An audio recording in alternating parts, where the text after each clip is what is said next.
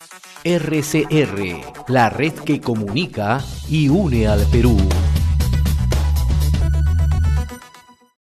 Qué gusto saludar al doctor Andrés Flores Arauz. Buen día.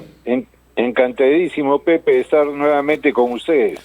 ¿Cómo estás analizando la situación en el país? Ayer el Congreso ha aprobado nuevamente una moción de vacancia presidencial contra el presidente Martín Vizcarra, ¿no? Por los casos de supuestos sobornos cuando era presidente del gobierno regional de Moquegua, ¿no? ¿Cómo analiza la situación que se está presentando, por favor? Bueno, sumamente penosa, por cierto, pero el Congreso no ha hecho una acción, sino una reacción, y no le quedaba otra cosa. Había denuncias contra el presidente de la República, don Martín Vizcarra, cuando fue presidente de la región Moquegua, y esto es materia de investigación en el Ministerio Público. Han habido denuncias desde la Procuraduría General de la República. Hay además, según se ha podido conocer, varios colaboradores eficaces y por otro lado confesiones aparentemente sinceras. En consecuencia, ante ese antecedente, el Congreso no puede cerrar ni la boca ni los ojos. Entonces tiene que decir su posición, y la posición es: se admite la solicitud de vacancia, que no significa que le vayan a dar la vacancia, que no significa que lo vayan a vacar del cargo, sino simplemente usted y o su abogado vienen acá a darme cuenta y exponer su posición. Es lo menos que se puede decirle al presidente de la República: venga usted a dar cara frente al pueblo a través de la representación nacional. Entonces tiene perfectamente lógica. Ahora, en el tema de la oportunidad no la ha buscado el Congreso ni nadie. Se han dado las circunstancias. Penoso, por cierto, porque estamos en plena pandemia, estamos en una crisis económica muy fuerte, en una crisis recesiva y encima con un desempleo galopante. En consecuencia, el escenario no es de lo mejor. Ahora, y a portas, además, de un proceso electoral con elecciones el 11, si mal no recuerdo, el 11 de abril próximo. Doctor Andrés Flores Arauz, usted acaba de manifestar que la admisión a esta solicitud de vacancia no significa vacarlo, sino la oportunidad para que el presidente tenga que dar las explicaciones sobre esta denuncia que pesan en su contra cuando era presidente del gobierno regional de Moquegua. Pero la situación es mucho más delicada que la anterior, ¿no? Porque usted mismo también acaba de citar que hay algunos elementos que ya se han conocido, ¿no? Colaboradores eficaces que están dando a conocer una serie de elementos que no se conocían, ¿no? Sin ninguna duda, si vamos a hacer una comparación entre la primera solicitud de vacancia que fue rechazada y esta, la diferencia es notable y notoria, porque mientras en la primera era tema sobre una contratación indebida y por pocos montos de un señor Ricardo Cisneros que le dicen Richard Swing y que realmente no lo hubiera contratado ni para payaso en las fiestas patrias, pero en fin, eran cosas realmente no sustantivas, no grandes, eran más que nada chismosería y lío hasta de faldas y de entre las personas que el mismo señor Vizcarra llevó a Palacio de Gobierno. Entonces, todo esto tenía un tufillo, como digo, de chismografía, que llevó a la contratación, mal contratado por cierto, de este señor Ricardo Cisneros. Pero esto ya es otra cosa totalmente diferente.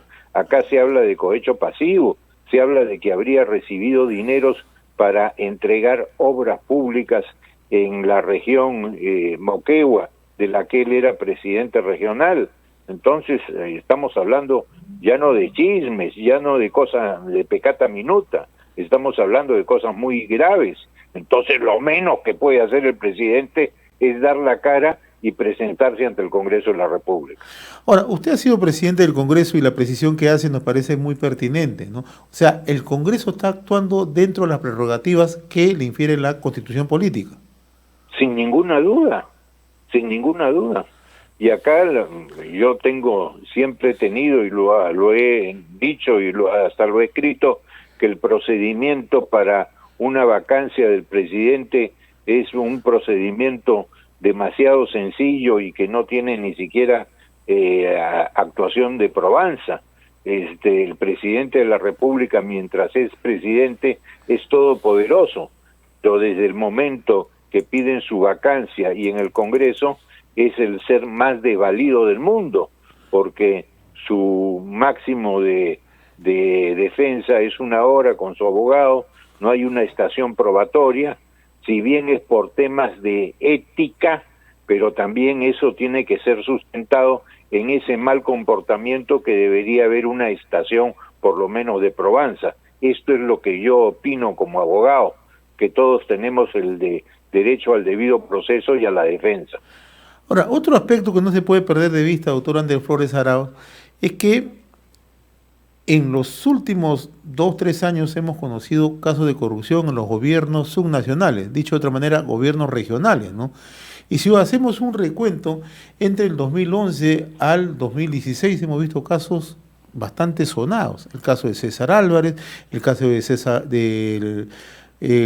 Villanueva, hemos visto el caso del gobernador Viñas en Tumbes, acabamos de ver que también está siendo solicitada en una investigación por el Ministerio Público la exgobernadora regional de Arequipa, Gregorio Santos, etcétera, etcétera. Y ahora el caso de Martín Vizcarra cuando era presidente del gobierno regional.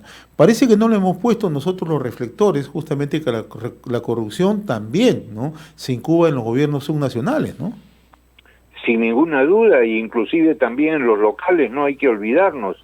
Hay la corrupción grandaza, la corrupción mediana y la corrupción pequeña. La diferencia son los montos, pero corrupción es corrupción. Corrupción es tanto que un policía te reciba un billete para no ponerte una papeleta, como corrupción es que tú le des ese billete o lo seduzcas para que lo reciba. Corrupción es cobrar una comisión por entregar una obra. En fin, todo eso es corrupción. El tamaño puede variar, pero el concepto es el mismo y las sanciones son las mismas. En cuanto a usted se refiere, querido Pepe, a los gobiernos regionales, la verdad que todo el Perú tenemos que hacer un mea culpa. No estábamos preparados para tener todavía gobiernos regionales. Con esta mal llamada regionalización en vía de descentralización, hemos transferido recursos, hemos transferido competencias, pero nos quedamos con el personal y las mismas sedes regionales han tenido que contratar personal adicional, pese a que lo había en el gobierno central y que debió transmitírseles. Se han dividido competencias, pero se ha duplicado el personal y no se han tenido los controles necesarios, sobre todo los concurrentes con las obras de las regiones. Nos hemos un poco desde la Contraloría comprometido con la revisión, la fiscalización de todo el gasto de inversión y gasto corriente de lo que es el gobierno nacional, pero nos hemos olvidado que más importante que ello es el cúmulo de 20 y tantos gobiernos regionales que muchos han hecho de las suyas.